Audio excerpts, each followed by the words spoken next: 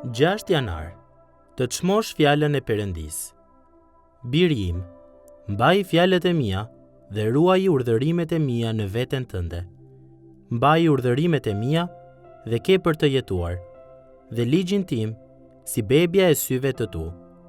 Lidhi ndërgishta, shkruaj mbi rasën e zemrës sate. Fjalët e urta 7, 1-3. Më duket e rrezikshme të shkoj për të bler ushqime kur jam i uritur. Atëherë shoh se të ndohem për të bler ushqim që, në rrethana normale, nuk do të më pëlqente as pak. Sipas mbretit Solomon, nuk jam i vetëm. Kush është i ngopur, e përçmon huallin e mjaltit, por për atë që ka uri, çdo gjë e hidhur është e ëmbël. Fjalët e urta 27:7. I njëjti parim mund të zbatohet për ndjekjen tonë të pastërtisë. Ka një rrezik real kur i kalojmë ditët tona të uritur frymërisht, sepse nuk jemi ushqyer mirë me fjalën e Perëndisë. Nëse do të bëjmë ndonjë përpjekje kuptimplot për të ruajtur pastërtinë tonë, është e domosdoshme që jo vetëm ta lexojmë fjalën e Perëndisë, por ne gjithashtu duhet ta çmojmë atë.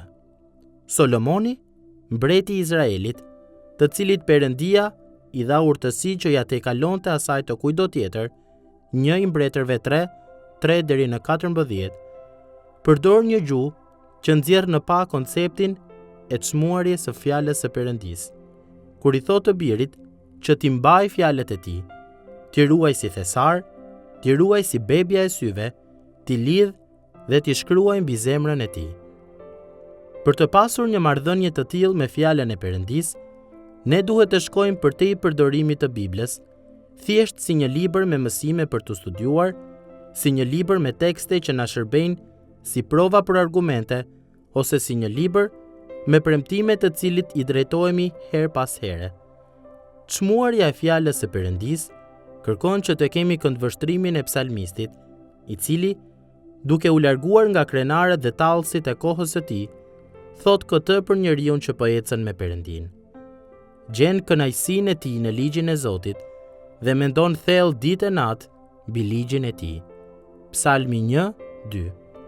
Ekziston një lidhje drejtpërdrejt mes gjetjes së kënaqësisë në fjalën e Perëndisë, kur e lejojmë atë të kontrollojë dhe të drejtojë jetën tonë, dhe ruajtjes së zellit për pastërti.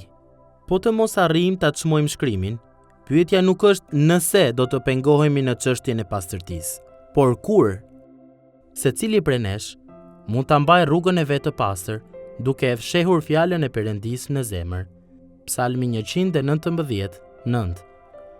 A keni një plan për ta mësuar shkrimin përmendsh? Më lejoni t'ju sfidoj të zotoheni për të mësuar përmendsh një varg nga Bibla. Qoftë kjo një herë në 2 ditë, çdo javë, ose sido që të vendosni. Bëni një plan dhe zbatojeni. Ushqehuni me fjalën e Perëndisë dhe jini të kënaqur. Çmojini shkrimet dhe jini të pastër.